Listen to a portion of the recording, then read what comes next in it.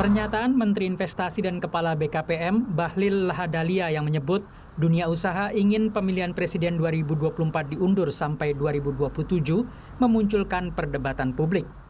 Bahlil mengklaim rata-rata pelaku usaha berharap peralihan kepemimpinan nasional diundur karena khawatir mengganggu proses pemulihan ekonomi akibat pandemi COVID-19. Rata-rata mereka memang berpikir adalah bagaimana proses demokrasi ini dalam konteks peralihan kepemimpinan, kalau memang ada ruang untuk dipertimbangkan, dilakukan proses untuk dimundurkan, itu jauh lebih baik. Ini hasil diskusi dengan mereka. Kenapa? Karena mereka ini baru selesai babak belur dengan persoalan kesehatan. Ini dunia usaha baru mau naik. Baru mau naik tiba-tiba mau ditimpa lagi dengan persoalan politik. Jadi itu hasil diskusi saya sama mereka.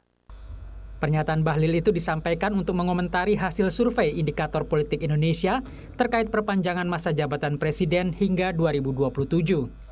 Hasil survei yang dilakukan pada 6-11 Desember 2021 menunjukkan persentase yang sangat setuju masa jabatan Jokowi ditambah hingga 2027 mencapai 4,5%. Setuju 31%, kurang setuju 32,9%, dan tidak setuju sama sekali 25,1%.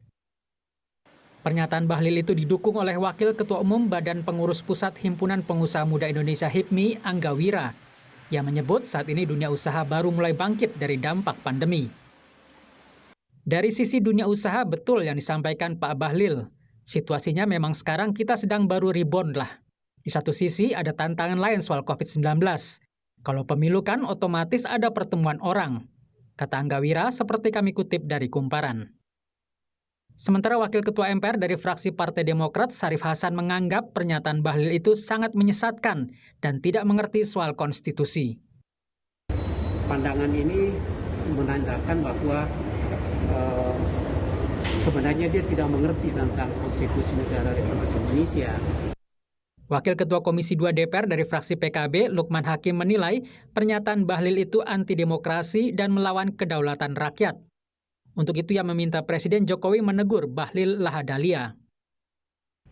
Mengingat Saudara Bahlil yang merupakan salah satu anggota Kabinet Presiden Jokowi hari ini, juga menimbang sikap Presiden yang berulang-ulang menyampaikan cukup 2 periode, maka saya mohon kepada Presiden untuk menegur Saudara Bahlil atas pernyataan yang kontra konstitusi tersebut. Setiap keputusan politik yang diambil harus sesuai dengan konstitusi yang berlaku dan mengedepankan kepentingan rakyat. Tim Liputan Kompas TV. Pernyataan Menteri Investasi sekaligus Kepala BKPM, Bahlil Lahadalia soal pengusaha ingin Pilpres diundur hingga 2027 memantik polemik, Saudara. Benarkah kalangan pengusaha menginginkan Pilpres 2024 diundur? Apa yang jadi pertimbangan utama? Bagaimana pula dampaknya terhadap dampak mundurnya pemilu bagi demokrasi? Kita bahas bersama Wakil Ketua Umum Himpunan Pengusaha Indonesia HIPMI, Angga Wira, dan juga anggota Majelis Tinggi Partai Demokrat, yang juga Wakil Ketua MPR Syarif Hasan. Pak Syarif Hasan, selamat malam. Pak Angga Wira, selamat malam. Selamat, Mbak. Saya ke Pak Angga Wira terlebih dahulu.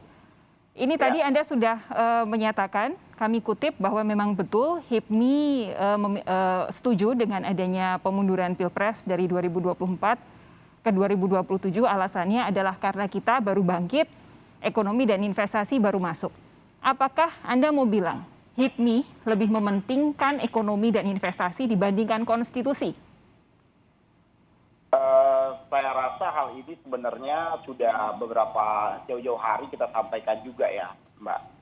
Jadi bukan kita mau mendukung soal statement dari Pak Menteri Bahlil yang juga mungkin mantan Ketua Umum HIPMI ya.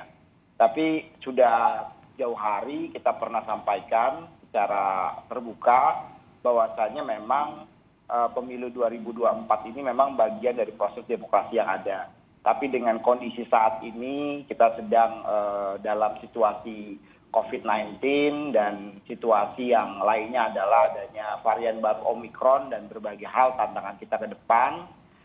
Dari kalangan dunia usaha memang ada aspirasi bahwasanya perlu dipertimbangkan untuk bagaimana pemilu 2024 yang memang sudah terjadwal ini bisa diundur jikalau memang ada suatu keadaan yang sifatnya force majeure. Saya rasa konteksnya seperti itu, Mbak ya, seperti itu ya. Tapi secara aturan main, secara konstitusi, saya yakin itu akan menjadi bagian yang tak terpisahkan dari apa-apa yang sudah diputuskan oleh lembaga legislatif dan pemerintah. Tapi begini, apapun konteksnya, HIPMI ini kan isinya pengusaha-pengusaha Indonesia yang bagaimanapun juga harus sama dengan semua orang, harus tunduk sama konstitusi. Kalau Betul, kemudian setuju. ada usulan untuk menunda pemilihan presiden demi investasi dan ekonomi, bukankah ini artinya mengesampingkan konstitusi demi keuntungan ekonomi? Konteksnya kita tidak mau melawan konstitusi yang ada ya. Ini Tapi kan Anda memberikan saran untuk pemilu diundur, itu sudah tidak sesuai konstitusi. Artinya gini, Mbak, dalam berbagai macam kesempatan dan hal-hal yang pernah terjadi di bangsa ini kan pengunduran pemilu juga pernah terjadi kan. Pemilu di 99 misalnya kan maju gitu. Pada orde lama beberapa kali proses pemilu juga tidak sesuai dengan jadwal. Saya rasa ini bukan sesuatu hal yang tabu untuk menjadi sebuah diskursus publik gitu loh. Nah ini silakan saja secara konstitusi, partai politik, pakar-pakar hukum dan lain sebagainya mengkaji apa-apa yang mungkin menjadi masukan dan saran dari kami seperti itu gitu. Pak Syarif Hasan, tanggapan? Oke, Ya. Pak Syarif Hasan, tanggapan Anda? Ya, pertama ingin saya jelaskan bahwa setiap warga negara, siapapun dia, mulai dari presiden sampai kepada rakyat biasa, sesuai dengan undang-undang, itu harus taat kepada konstitusi yang sudah ditetapkan oleh kita. Nah, konstitusi kita itu adalah Undang-Undang Dasar 1945.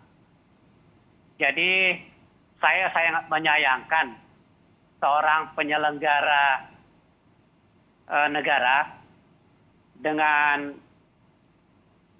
katanya masukan dari beberapa kawan-kawan pengusaha memiliki pandangan yang sangat, kalau saya boleh katakan, sangat terbalik-balik pandangannya, sangat inkonstitusional, tidak ingin mengikuti konstitusi.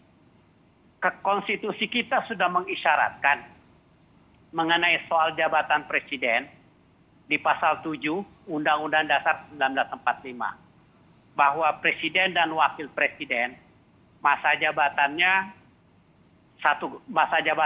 selama 5 tahun dan dapat dipilih kembali untuk masa jabatan yang sama maksimal 1 kali jabatan.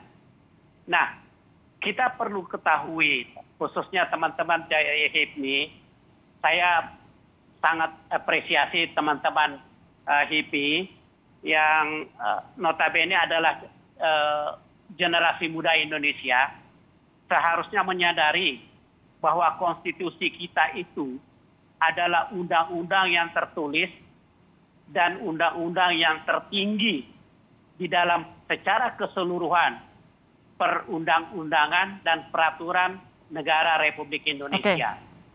Nah, ini setiap warga negara, apalagi penyelenggara negara harus mengamalkan konstitusi tersebut. Baik. Harus taat kepada konstitusi. Pak Syarif? Nah, ya.